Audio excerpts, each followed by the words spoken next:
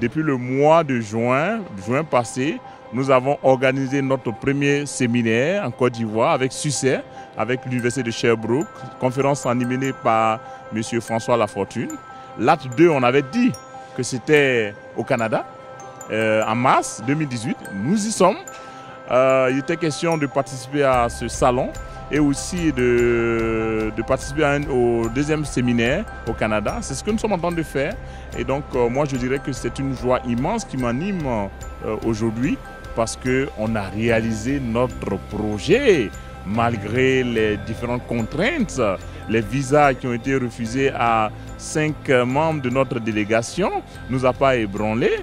Notre satisfaction provient du fait que l'État de Côte d'Ivoire nous a accompagnés dans ce projet à travers l'appui du gouvernement. Le Premier ministre qui a accepté de nous envoyer une personne, une délégation représentée par M. Atu Koulibaly. Déjà, le fait de nous accompagner, c'est étatique, l'institution étatique, on sait que la Côte d'Ivoire est avec nous.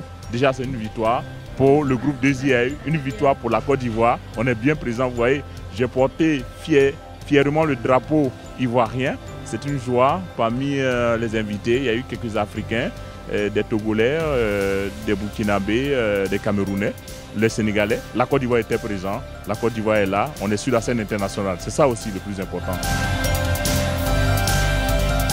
Quand on parle de qualité de l'air, on associe ça, on peut faire des liens très facilement avec l'état d'avancement de la gestion des déchets en Côte d'Ivoire. Et c'est certain que la présence de lieux d'enfouissement, des décharges non contrôlées, c'est une grande source de préoccupation. C'est vrai en Côte d'Ivoire, c'est vrai ailleurs aussi, mais il faut commencer quelque part. Et la façon dont ça se manifeste, cette pollution-là, c'est d'abord et avant tout par une pollution de l'air. Et si on pouvait mettre en place ou faire des mesures de suivi, et il en existe, et on l'a appris ce matin, de façon facile, de faire des suivis là-dessus pour évaluer ce degré de pollution-là. Peut-être que ça permettrait d'accélérer la résolution de ce type de problème.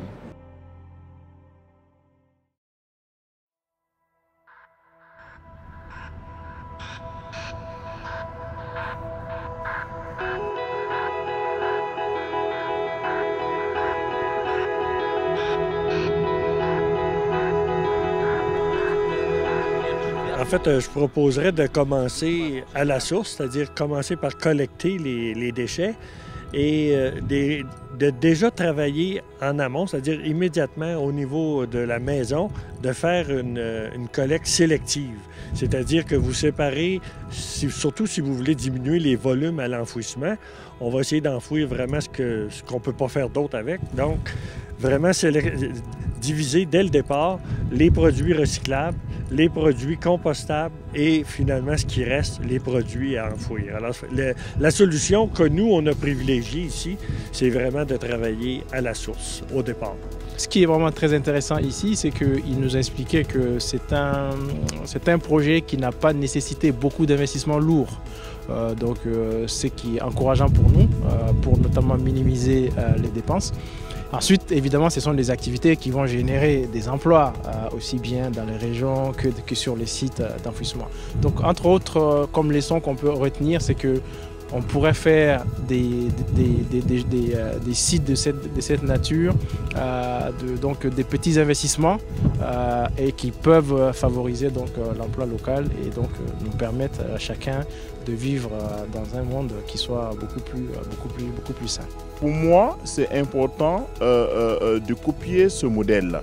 C'est vrai, nous avons des spécialistes en Côte d'Ivoire en matière d'environnement, mais nous voulons nous inspirer du modèle canadien pour résoudre des problèmes environnementaux en Côte d'Ivoire. Et comme vous le savez, l'école des entrepreneurs allie à la fois la théorie et la pratique. Donc, raison pour laquelle nous sommes ici.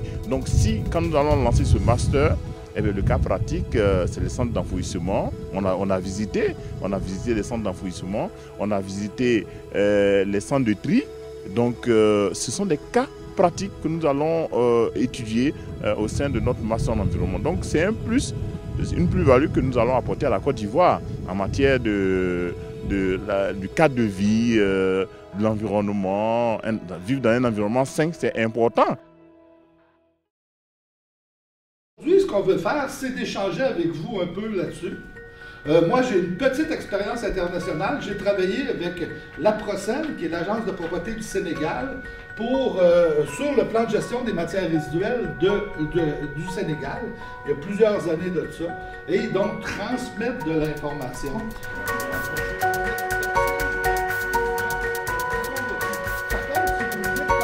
Comme cette bouteille-là, elle va être tout simplement une service, elle va être utilisée tout le temps.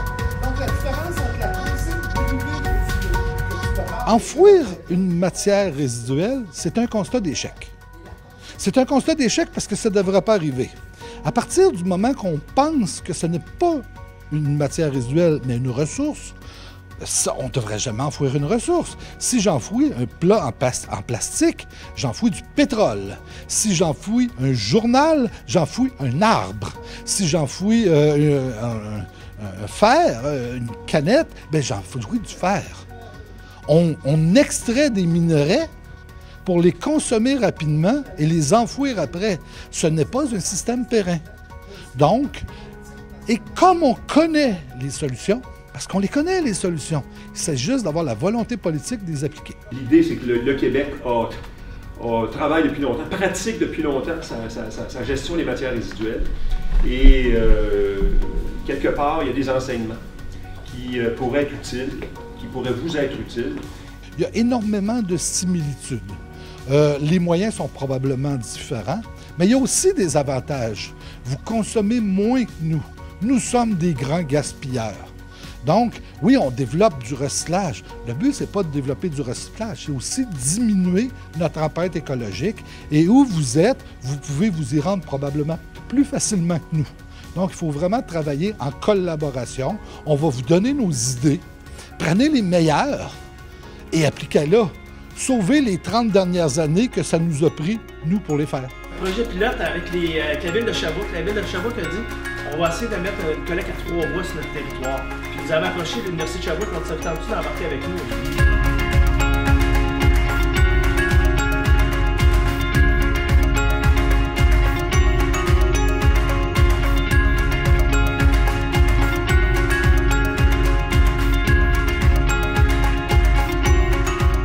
Il y a une belle petite odeur. Le terreau. Oui, exactement. Alors, bienvenue à Magog. Ça me fait vraiment plaisir de vous recevoir ici. Puis c'est un honneur d'avoir quelqu'un qui représente le bureau du premier ministre chez nous, dans Côte d'Ivoire. Donc, merci beaucoup. Ça nous fait plaisir de vous recevoir. Donc, peut-être juste avant de visiter les installations, juste vous expliquer un petit peu l'historique de tout ça. Nous, on avait un éco-centre qu'on appelait un projet... Donc, un projet pilote d'abord et avant tout pour voir si la réponse des citoyens était bonne. Et on pensait le faire 3 à 5 ans. Finalement, ça a pris 10 ans. Mais ça a pris 10 ans surtout parce que pour aménager le site permanent, il fallait trouver les ressources financières. Mais on s'est rendu compte qu'avec le temps, avec toutes les campagnes de sensibilisation aussi, la mise en place du projet pilote, on a réussi à éduquer, si vous voulez, les citoyens pour que maintenant, ils fassent un tri responsable de leurs matières résiduelles. Ce qui fait que l'éco-centre ici est un franc succès, puis c'est assez facile pour les citoyens de s'y retrouver pour être capables de disposer adéquatement de leur matière.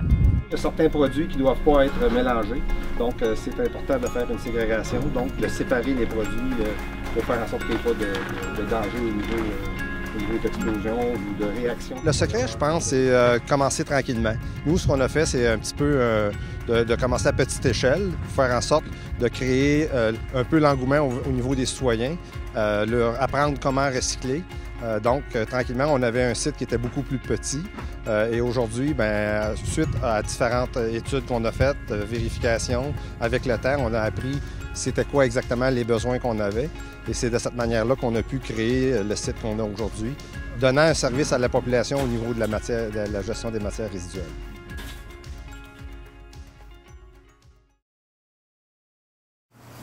Vous avez à peu près 350 grammes, vous pourrez remplir la chambre correctement.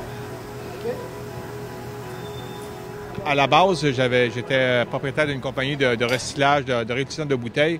On avait beaucoup de rejets de verre, puis je me dis, qu'est-ce que je vais faire au niveau de mes rejets de verre pour leur donner une grande valeur ajoutée? Puis l'idée qui est venue en discutant avec des gens, c'est de faire de la micronisation du verre, parce qu'une fois qu'on micronise du verre, ça change les propriétés physiques et chimiques. On peut mettre du verre micronisé dans de la peinture, on peut les mettre dans des plastiques pour comme un effet stabilisateur On peut les mettre dans le béton, parce qu'on est présentement en train de valider notre verre dans du béton. Ça donne des propriétés physiques importantes au niveau du béton, puis dans différents coulis, dans différentes sphères. Mais surtout, un de nos gros objectifs, c'est de le mettre dans des plastiques comme effet stabilisateur. Notre modèle d'affaires qu'on a ici, nos équipements, c'est juste un enchaînement de différents équipements qu'on a mis ensemble, qu'on a développé, pas une technologie, un savoir-faire. Puis le même savoir-faire peut se répéter en Côte d'Ivoire, peut se répéter partout.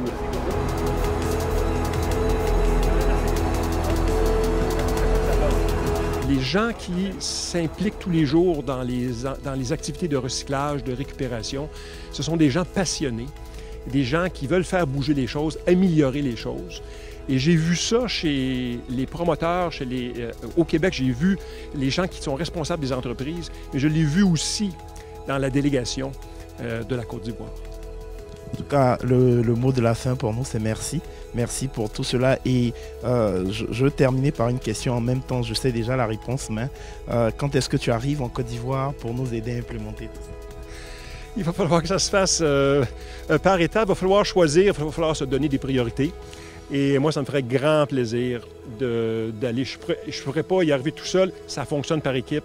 Chacun a son expertise, ses possibilités d'aider un petit pas à la fois. Si c'est possible pour moi de le faire, avec grand plaisir, le plus tôt possible.